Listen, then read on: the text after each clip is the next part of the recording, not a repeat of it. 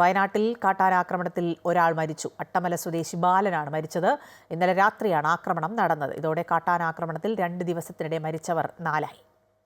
രതീഷ് കുഞ്ചത്തൂർ ചേരുകയാണ്. രതീഷ്, മനുഷ്യ വന്യജീവി സംഘർഷം ശക്തമായി തുടരുകയാണ്. പ്രത്യേകിച്ചും വയനാടിനെ സംബന്ധിച്ച് കടുവയും കരടിയും ഒപ്പം കാട്ടാനയും ഒക്കെ സാധാരണക്കാരുടെ സ്വൈര ജീവിതത്തെ വളരെ ബാധിക്കുകയാണ്.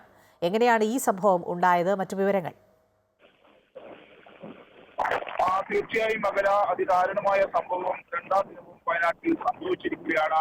ഈ വന്യമൃഗ ആക്രമണങ്ങളിൽ ജനങ്ങളുടെ ജീവൻ പോകുന്നത് വയനാട്ടിൽ തുടർച്ചയാവുകയാണ്. കഴിഞ്ഞ ദിവസം ഇത്തരത്തിൽ നൂൽപ്പുഴയിൽ മനു എന്ന ചെറുപ്പക്കാരനാണ് മരിച്ചതെങ്കിൽ അട്ടമല, അതായത് നേരത്തെ ഈ ഉരുൾപൊട്ടലൊക്കെ ഉണ്ടായ ചൂരൽമലയ്ക്ക് അടുത്താണ് ഈ അട്ടമല എന്ന് പറയുന്ന പ്രദേശം. അവിടുത്തെ ആദിവാസി കോളനിയിലെ ബാലനാണ് മരിച്ചിരിക്കുന്നത്.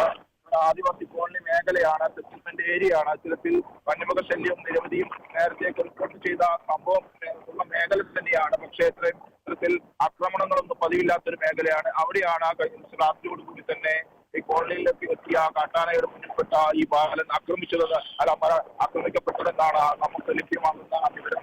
ഏതായാലും മണവാള സംഘം എത്തിയിട്ടുണ്ട്. അതൊരു ചെമ്പ്ര വനമേഖലയോട് ചേർന്ന ഭാഗമാണ്. അതോടൊപ്പം തന്നെയാണ് ഈ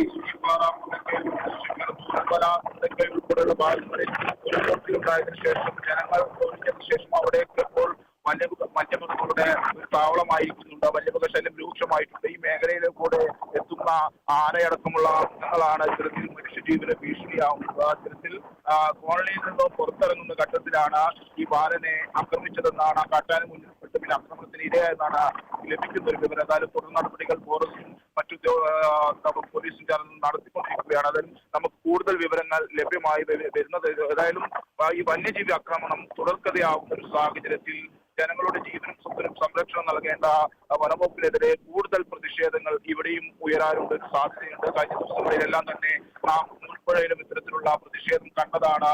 ഈ മേഖലയിലും ഇപ്പോൾ ജനങ്ങൾ എന്തായാലും ഈ മേഖലയിലേക്ക് കൂടുതലായി എത്തിക്കൊണ്ടിരിക്കുകയാണ്. വിവരങ്ങൾ നമുക്ക് ലഭ്യമായി വരുന്നതേ ഉള്ളൂ. വനംവകുപ്പ് ഏതായാലും വനംവകുപ്പ് സംഘം സ്ഥലത്തെത്തിയിട്ടുണ്ട്. അഖില.